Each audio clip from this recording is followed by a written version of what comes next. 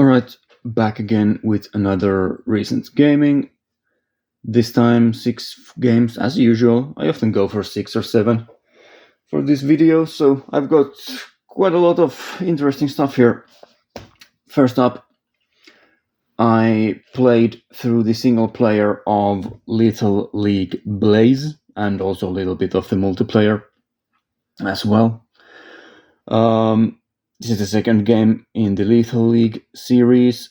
The first one I don't have a physical copy of. I have played it a lot on PC, but yeah, it's a 2D kind of a fighting game with this ball that you have to hit, and you try to hit other players with. So it's kind of a free for all game. There are also other game modes in there, but the basic game mode is this free for all. Either one against one or at maximum 4 people at the same time on the same screen, and you're all hitting the one ball and trying to damage the other characters with the ball. And the more you hit it, the faster the ball gets, and yada yada. That's how it goes. It's pretty good. I think the sequel is just fine. I don't think it's anything special, to be honest. But I mean, it does the job.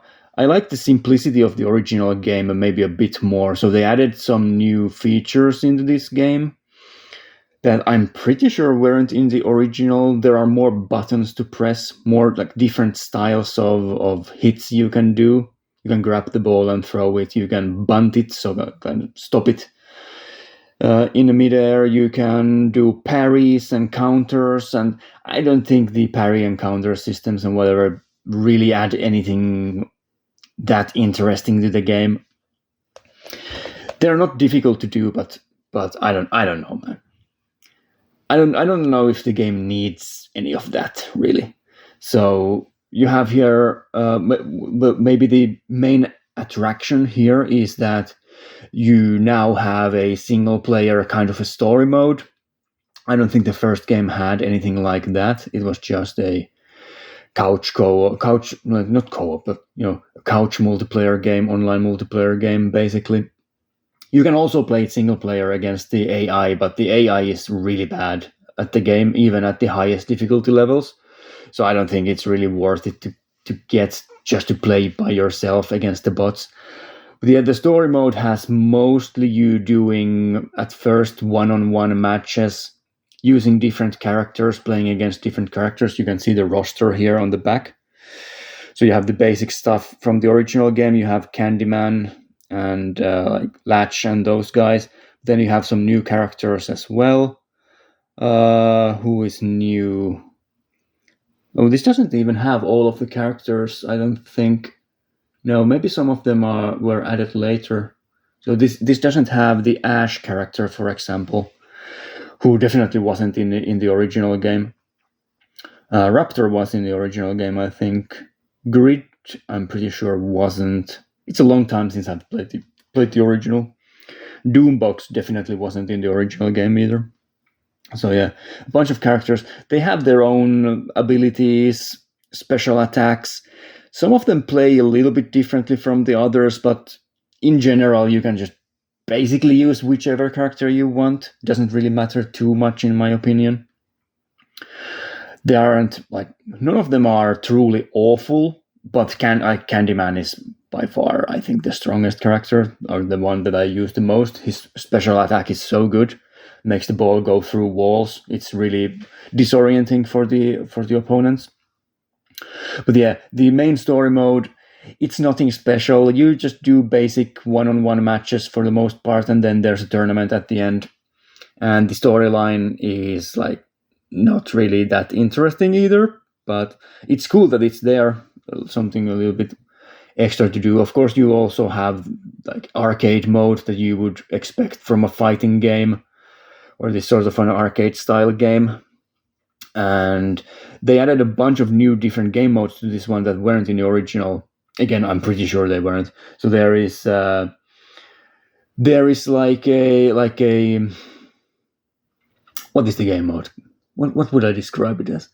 There's this like sports game mode where you are trying to hit the opponent's like target that is on their end of the arena, and you have your own target, right? It's kind of similar to what many other games have done. I mean, Tekken has the volleyball, so it's maybe a little bit similar to that and stuff like that. This sort of two versus two sports game mode, and there's also like this power ups and everything in the other game modes. And yeah, I mean, there's a lot more stuff here than was in the original game, but still, I don't know if it's better than the original. I mean, it's fine. I'd give it a solid 7 out of 10. It's good. It gets old pretty fast, like the original game did as well. So there isn't really much to it in that sense. Um, yeah, for a couple of nights, it's a good time if you can get it for cheap. Next up, a fantastic release of We Love Katamari. This is the We Love Katamari Reroll plus Royal Reverie. So this is the PlayStation 2 Katamari game, the second Katamari game. Re-released for the PS5. They did the same thing for the original game on the PS4. The Katamari Damacy Reroll, which I also have on my shelf and think is fantastic. But yeah, I mean, this game is like just untouchable. When it comes to Katamari games, this game is untouchable. It's the best one by far. The original PS2 version and now this one, it's really good. So it's basically the same game, but does have, like, of course, high definition, high fidelity graphics and plays smoother than the original. But yeah, I mean, it's Katamari. You roll balls, you roll stuff into balls. It's fantastic. Has great music. It's a good time. There are some levels in this game that I don't like at all, but there are very few of them. So probably the worst one is the cows and bears one, where you have to avoid rolling up cows and bears. That's awful. I don't like that one at all. Also, the one where you are rolling stuff to make a campfire, so you have to avoid water and everything like that. And there's a time limit on your ball that it gets extinguished if you don't roll up enough stuff. Like if you take too much time in between rolling up items, your ball can get distinguished and extinguished, not distinguished, extinguished, and you lose the level. Don't really like that level. And there are also some other gimmick levels that are kind of like the ones where you have to roll up stuff without having without having the knowledge of how large your Katamari is, and you have to reach like a certain size just by looking at the Katamari. It's just guesswork, and it's not really that interesting. But the basic levels that you do, like the normal Katamari levels, where you are trying to get as big as possible in the least amount time as possible, those levels are just like they're the best in the series. Especially the school level, where you are just rolling up entire school rooms, just all the students rolling up into the ball. And of course, the more you play the game, the bigger the Katamari gets. So you're rolling up entire cities and continents and stars and everything. It's fantastic. I've always been a huge fan of Katamari. I'm really happy that there is a new one coming out this fall. By the time this video has come out, maybe it has already been released. If it has been released, I've probably already purchased. This is a day one purchase for me, the next one. So yeah, I love Katamari. I think this game is a solid 9 out of 10. It is a really good, just a unique game series, and this is the best one in the series, I think. So yeah, I'm not exactly sure what the Royal Reverie part of this is. Is there some new content in here? I'm actually not sure. I haven't looked into it at all. But yeah, I mean, this has all the content from the original game, at least. So if there is something extra here, that's cool. I didn't pay much attention. What's the photography stuff in the original game? Because there's a kind of a photography mini game here where you can just look for hidden stickers in the maps and take pictures of them, and you can unlock stuff. I don't remember that being in the original game. Maybe that's one of the bits they added here, but whatever. It's not a huge deal. Like whatever. All right. Third game. I teased this in the last one, but yeah, I played Ys. I was thinking of playing this one and Ys 10 Nordics back to back, but I decided to not play them back to back, so I don't have the second game here. The second Ys game that I haven't played currently. I don't have it here. But yeah, I played Ys Memoir, The Oath in Felgana, which is a re-release of an old Ys game. It's one of those pixel graphics titles.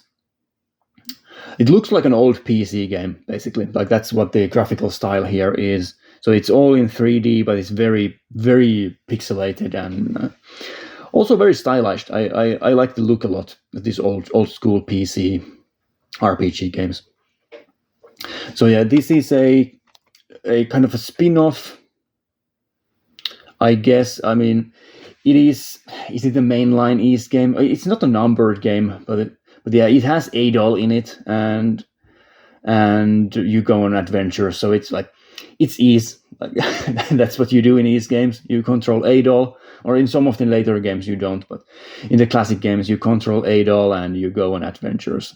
Doggy is also here in this game. He's a fan favorite from some of the other games. But yeah, it's an Ys game. Like it's a solid Ys game. I think it's a fine action RPG. It's really fast paced. The things that I like the most about Ys is that combat is really fast paced. You're just, especially when you get the dash boots, you can just run around the levels really quickly, and you can just one shot the enemies if you are even a little bit over leveled, and you can just grind and grind and grind, just running through the corridors and the rooms over and over and over again. It's really fun. That's like the grinding in Ys is just, it's the best when it comes to grinding. It's really fun. The game itself, it's fine, I guess. I mean, I don't think this is as strong as some of the mainline games like Lacrimosa of Dana, or even something like Ys Origin. I think Ys Origin is much better than this. Maybe even Memories, like what is it called? Memories of Celceta. Maybe I like that one probably even a bit more. So this is not like a high-end Ys game for me, but it's good. I did enjoy it.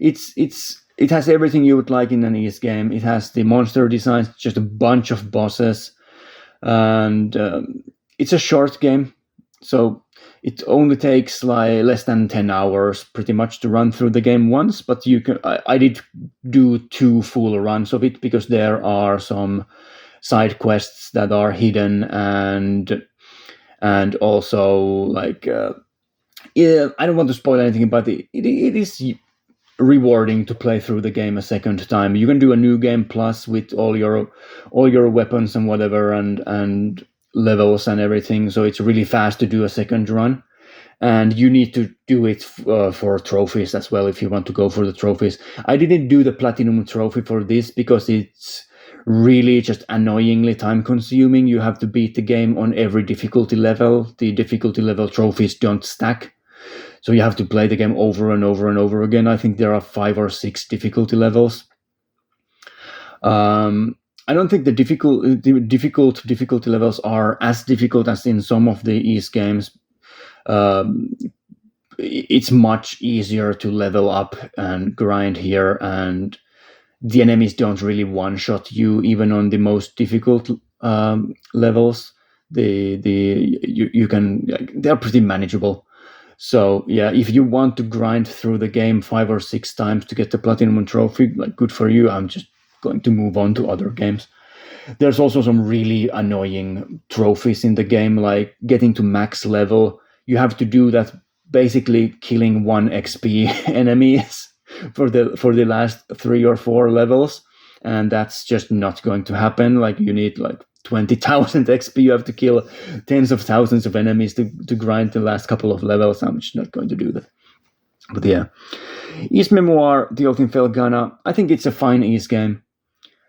The storyline is like your basic JRPG stuff, and it's a sweet and short game. I'd give it a low 6, and not a low 6, low 7. It's like a low 7 game for me.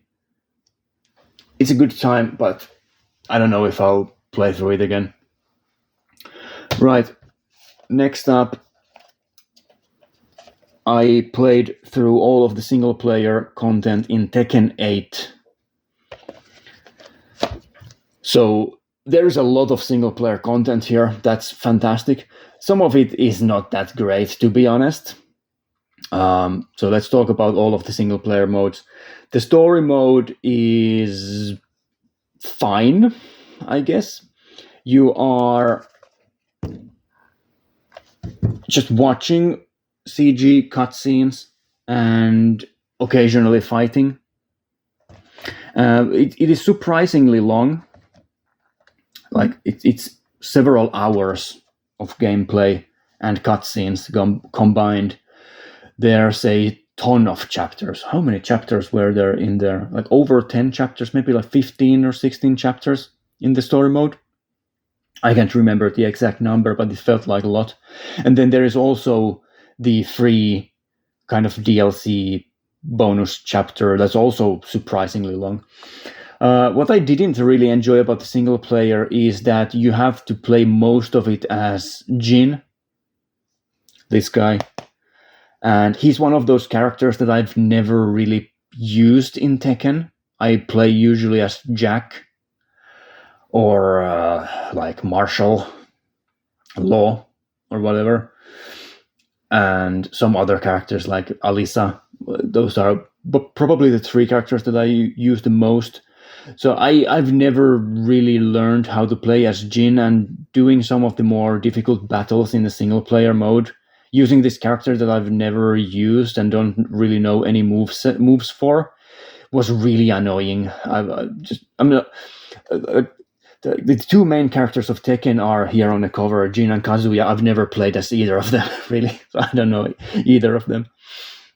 But yeah, there are some matches that you do with other characters as well, so there's a little bit of variety there. It's fine. It's just, I think the ending of the story mode is maybe a bit too bloated. It keeps going and going and going. There are so many moments in the storyline when you're thinking, oh, this is the end, because this is the high point, the climax of the fight. It gets really ridiculous, like Tekken usually does with the cutscenes and the scale of the like final boss fight and everything. It gets pretty ridiculous. So I thought that the game would end in multiple occasions, but it just didn't end.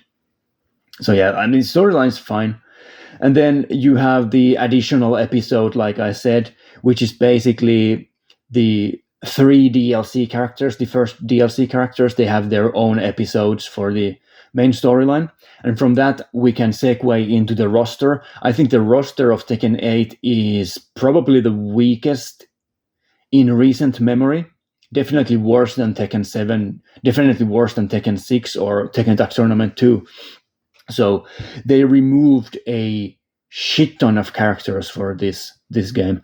It's understandable because they want to keep the roster manageable, and it has always been the case for Tekken that characters go out and come back in and everything like that. But I don't think they've done anything like in this scale. Like there are like at least 20 or so characters missing from the previous games. You have some original fan favorites like Gunryu, Bruce Irvin, Lee, the drunken police guy. He's not here. He's completely missing. All of the DLC characters, pretty much from Tekken 7, are not here, like Lucky Chloe, and I think Gigas was the Tekken 7 DLC character. So the DLC characters are missing. There is no Armor King. There is no Marduk either. There's no Julia. Just a ton of characters. Like I cannot remember all of them off the top of my head. But oh yeah, Wang as well. Wang isn't here. One of my all-time favorite characters, the old guy who just kicks everyone's ass. He's great. He's not here. What else? Can I remember more of the characters that are missing? There are so many that aren't here. Well, anyway, and two of the probably the main omissions, the glaring omissions, were Heihachi and Eddie, right? And they brought those characters back as paid DLC characters. Like, fuck that shit, man. You cannot remove Heihachi and Eddie from a Tekken game and make them paid DLC characters.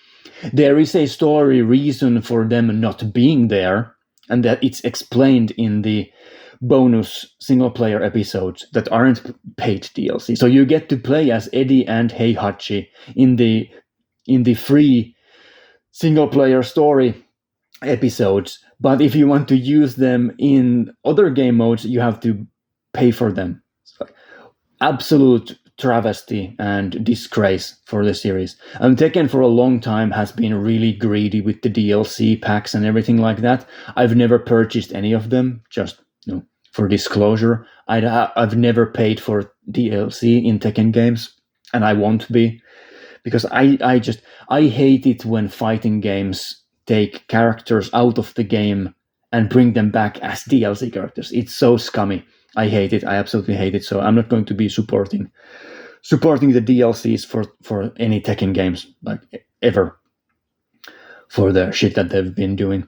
Right. So other single player game modes, there is this sort of a weird esports thing where you create like this character for yourself, and then you go around different arcades in this virtual world that has like mobile game graphics. It looks like a Wii game, basically. You have this avatar that you create for yourself, and then you move around in these arcades, taking place in Tekken tournaments. And it's an interesting idea. I just think the execution is really cringy. It's one of the cringiest things I've seen in a long time in a video game. It's all about this like you're going around in arcades with your buddies, and yeah, let's get really good at Tekken so we can become the Tekken tournament champions. Woo! And then you have these mobile game graphic like avatar characters. And then in the end, everyone becomes good friends because it was all about friendship in the end. It's really cringy and awkward, but it's kind of fun at the same time. Really grindy. If you beat all of the opponents at the different arcades, you're going to be fighting probably close to 100 matches. I did all of it, like all of the matches. So yeah, I did complete that, and there are trophies included there as well for that game mode. What else is there? There is a ghost battle mode where you can fight against ghosts. You can fight against your own ghost, which is interesting. You can kind of train your own AI ghost and fight against yourself. That's kind of interesting. And there is a full-on game mode for that, where you can either train your own AI or you can play against other like human players, like AI recreations of them. And there's even an AI for the director of Tekken that you can get a trophy for beating his ghost, which was kind of fun and funny at the same time. So yeah, the ghost mode is kind of interesting. I did put a little bit of time into that as well. And then of course you have the online. I'm not a PS Plus subscriber, so I don't have the online for the PS5 at all. So I didn't play it. But when there is a free weekend, I'll jump into Tekken 8, like I did with Tekken 7. So I never played Tekken 7 online either. Only during a free weekend, I got the rest of the trophies to get the platinum for that. So I'll get the platinum for Tekken 8 when there is a free weekend on the PlayStation Network. Yeah. So Tekken 8, in terms of the gameplay, lastly, not to dwell on this for too long, the gameplay is, like, again, more complicated than it has been in the past. They added some extra, like, there are so many special kind of occasions that you need to kind of know what to do here. There you have the special attacks, like the get out of jail free cards. When you're about to die, you get to critical health. You can do the extra powerful special moves. You also have like a rage mode here. That has a bunch of different special attacks attached to that. I'm really glad that they have like a noob mode here, so you can just press one button to activate them and do some of the rage attacks. So you don't need to know the combos necessarily for everything, because I'm not a fighting game guy, so I don't really like spending too much time learning combos and stuff like that. That's why I like Tekken, because you can button smash and just have a good time, and then learn maybe a couple of characters, and that's cool. Right. But yeah, you have all kinds of different counters and parries and everything that they've added to the game, and it's cool. Like, if you know what you're doing, like, this is one of those series that there's a really high skill ceiling for if you want to get really good at it. So these new moves again add some more, and everything that I just talked isn't new necessarily, but some of it is new for this game in particular. But yeah, if you want to get really good at the game, there's a high skill ceiling for it, and you have to spend a lot of time to learn the different like situations and how to get out of them. So yeah, if you're into deep fighting game combat, like Tekken is like one of the best ones for that, I think. So yeah, Tekken 8. Some good stuff here, some bad stuff here. I think this is nowhere near as good as the last couple of Tekken games, so I'd give it maybe a high 7. It's all right. I did have a good time with it. I did use like a week to go through everything in the game. Currently, I think there is still more DLC to come. There are currently 2 DLC packs with 6 DLC characters, so maybe there's more coming, but I don't know. Right, next up. 5th game, I played through The Bridge Curse, Road to Salvation. This is the first game in the Bridge Curse series. I haven't seen any of the movies. There are also movies. I think this collector's edition, limited edition, this is really expensive. Like, if you go on eBay, look at the prices, it's ridiculous. I pre-ordered this before it was launched just because I wanted a copy of it. I kind of anticipated it going out of... What was happening with the lighting there? That's weird.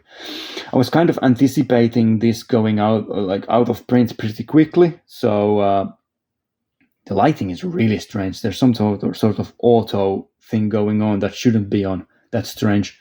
Hopefully it hasn't been like that for the for the whole video. That's strange. But yeah, The Bridge Curse. It's a East Asian horror game. I think from Taiwan, if I'm not mistaken. And it's one of those run away from the monsters first-person games where you have to hide in closets and stuff like that. So pretty basic gameplay. Is it any good? Yes and no. It's kind of funny. I do appreciate the humor here.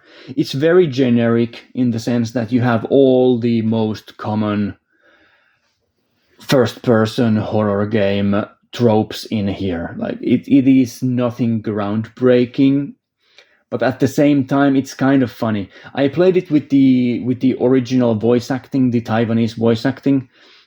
If I remember correctly, there is also other languages available. Voice, yeah, there's an English voice option as well, and then subtitles for English and other languages, so you can kind of mix and match languages and subtitles however you want.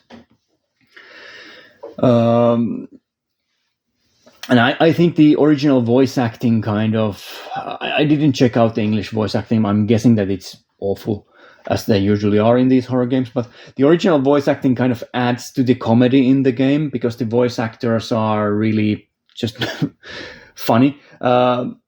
It's the thing with these East Asian horror games that they have this. I also talked about this when I talked about Dread Out 2 a couple of episodes ago. which was an Indonesian horror game. They have this really strange vibe to them, these East Asian horror games. It's the same thing with something like White Day. This reminds me a lot of White Day also because this takes place on a college campus, and White Day was like a high school horror game. So you are going around this campus and these different buildings, university buildings, empty hallways and empty classrooms. So it has this White Day feel to it at times. And then you have these stalkers, these monsters that are stalking you at different points of the game, and you have to hide from them and run away from them. But yeah, the overall feel of the game is really strange. And I don't know if it's supposed to be like that or if it's just because I'm a Westerner and I don't understand the culture and like where this game comes from. But it feels strange and off. The voice acting is strange and off. The characters are kind of strange as well. They are these generic. If you watch horror movies, you know this. All of these characters, like you have the jock guy with the tank top, like a shirtless tank top with the like a baseball cap on backwards. That type of character. You have that in a game. You have the slutty female student who is kind of awkward, and you have the shy girl, and you have the guy who is really bossy and trying to boss other people around. You have all of these tropes in these characters, and they are really annoying. The characters are really annoying. So it doesn't really matter to me that they die in this game in horrific ways. But yeah, this is like a teenage horror game where you have this social media, ooh, let's do the bridge curse challenge, blah, blah, blah thing going on. So all of the characters fit that really well. They are these sort of social media teenagers who are just obnoxious and annoying, and then they get killed off one by one, basically. Typical stuff.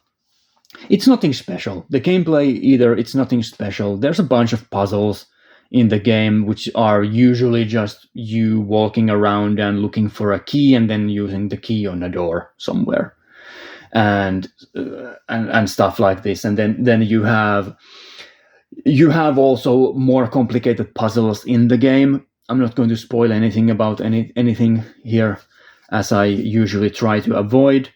But yeah, there are some more complicated puzzles. Nothing too difficult, nothing too interesting, but there's a little bit of more gameplay here than just running away from the monsters. Visually, the game is just fine. I mean, it looks like a PS4 game. It doesn't look really modern or high quality in any way, but I don't really care about that. The art design is just fine. There is this really strong red filter sometimes on the screen that makes it kind of difficult to see where you're going or what is even happening on screen. I played the game in like pitch black during night, so it wasn't even just my room was too light or whatever that affected it. But yeah, the red filter makes it really difficult to see sometimes, but it does add kind of a cool vibe to some of the scenes. It's usually when you're outside during certain events that you get this really strong filter effect on the screen. Some of the negatives about the game. The chase sequences, for the most part, are really, really annoying because you are getting chased by these monsters in these almost like labyrinth structures, and it's trial and error, basically. You run away from a monster, you go accidentally to a dead end, you die, you reload a checkpoint, you try again, you end up in a different dead end, you die, and you keep going and going until you know where you're supposed to be running, and then you get away from the monster.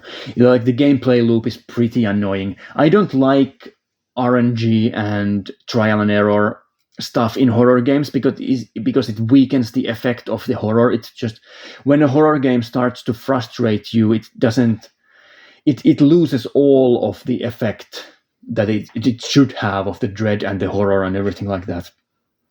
So I'm not a huge fan of that. There is one chase sequence in the game that I do like. where you are running away from a monster, and then it appears in front of you, and then you have to turn around quickly and run the other way, and then it again just teleports in front of you, kind of this sort of cat and mouse thing, with it just constantly jumping in front of you, and you have to do these really fast turns around. That was kind of like nerve-wracking and fun, so I did appreciate that. But yeah, overall, I mean, the story is whatever, the characters are whatever. It does have some scares in it and some nice atmosphere. Most of the scares in the game are just basic jump scares, so nothing really special or interesting. But it does have it moments. It's like a middle of the pack first-person horror game for me. Definitely not as good as something like Madison or like some of the old ones, like what should I say? No, even something like Observer by Blooper Team or Layers of Fear. I think this is not as good as Layers of Fear even. But yeah, it's definitely better than Ikai or Yuoni or something like that. So yeah, I'd give the Bridge Curse a solid 6 out of 10. It's pretty good. Right, and for the 6th game, which I forgot to pick out from my shelf, so I had to edit that out. I had to go and get it. I recently rewatched Kentucky Route Zero TV edition. So I watched a friend of mine play through the whole game. And yeah, I included this in my top 10 PS4 games, or top 10 favorite PS4 games list that I did a while back. And I just wanted to include it here as well, because I purposefully tried to keep that video as short as possible. And here it doesn't really matter, because, I'll go as long as I need to when I do these discussion videos. So yeah, Kentucky Route Zero, it's one of my all-time favorite games. It's one of the weirdest games I've ever played. It's one of the most avant-garde, most art house, most postmodern art things ever created in video game form. It's very interesting and unique and different from other games. It's basically a text adventure game. For the most part, and it does have some other gameplay elements in it as well, but for the most part it's a text adventure game, a black and white text adventure game. Does have, of course, color scenes in it as well, but black and white are the most prominent colors for most of the game. And it has you controlling multiple characters in Kentucky who kind of come across one another by chance, and then they just stick together. It's kind of a road game, not a road movie, but a road game, with these different characters just trying to find Dogwood Drive. There is this, probably at the beginning of the game, the main character is this guy who is works for an antique dealer, delivering antiques, and you're looking for a place called Dogwood Drive to deliver some antiques, and the company is going out of business. This is the last delivery, and the whole game is basically you trying to get to Dogwood Drive, going through all the hoops and loops and everything, trying to find it. And it is a journey, let's just put it that way. During the journey, you are constantly thinking, like, am I ever going to get there? Really? Or am I even supposed to be getting there? I don't know. So yeah, it's an episodic game, 5 episodes. In every episode, there is things happening that you would never expect to happen. It is one of the most surprising games. I don't want to spoil anything here, but it's one of the most surprising games. It just keeps getting stranger and stranger, and more complex and complex. Thematically, this is one of the most interesting games I've ever played. It deals with urbanization, the death of the countryside, globalization, the ever narrowing job market, job opportunities disappearing, the power of giant companies grabbing more and more power, consolidating everything. It's really dark. It's really dark and depressing. And the more you think about it, and the more you understand about the game, the more dark and the darker and the more depressing it gets. And some of the characters in this game are just like they have so many fundamental problems in their lives that it's just unbearable and it's really sad.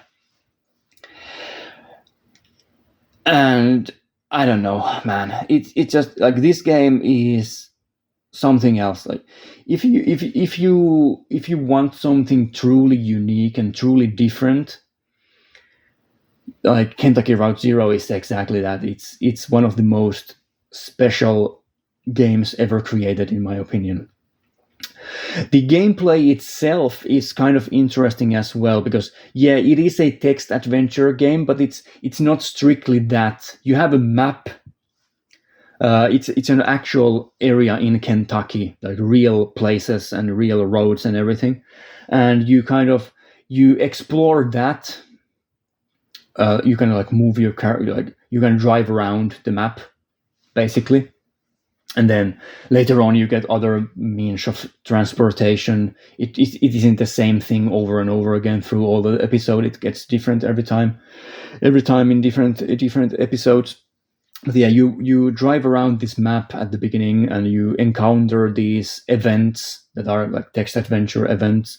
Sometimes you can move your character around in the map as well. And the game looks like it looks like a typical indie game. So it has this very distinct visual look. It's very polygonal look, but also like really sharp. It looks like postmodern art. It looks like modernist art, sometimes postmodernist art. It's very interesting. It has a really unique and nice look to it. Also has an incredible like ambient soundtrack that really enhances the experience. And then in between the episodes, the 5 episodes, you have these interludes that are all completely different from one another. The first one is just you walking around in an art museum looking at art. If that doesn't sound interesting to you, this game is not for you. But I love that interlude. It's one of my favorite interludes in the game. It's also really funny. Like the writing is really funny when they are looking at these strange art pieces. You have other ones. In one of them, you are an actor in a stage play, which is one of the most excruciatingly long gameplay sections in the game. You have a section where you are watching television, flipping through the channels. In one of them, you are like using a telephone, calling different numbers and listening to pre-recorded telephone messages. And it's interesting. Like everything about this game, I find interesting, and it's a mysterious game. Like it's not something that is immediately accessible to you, like as at an intellectual level. Like you have to really get into the game to try and understand it, and it's fun. I like it. I love it. I think Kentucky Route Zero is easily a 10 out of 10 video game, one of the all-time greats. Already a cult classic, but it should be more widely known, in my opinion. It's just the problem is that it is so impenetrable in its weirdness that many people are just not going to enjoy it at all, unfortunately. But that's fine. It's a massive game. Like it took them like 9 years to make it. It's like I said, it's an episodic game. They released it one episode at a time. So there were sometimes 3 years, 2 years in between episodes, and then the episode is like an hour long. So it was a massive undertaking for them to to create this game and get it all together. Yeah, it's like a 10-hour game if you play it briskly, go through the game at a good pace. Yeah, I think Kentucky Route Zero is fantastic. So 10 out of 10, masterpiece for me. All right, I guess I've rambled enough about this stuff again. So that was my thoughts on the 6 games, and yeah, I'll be back again next week with something else. Bye.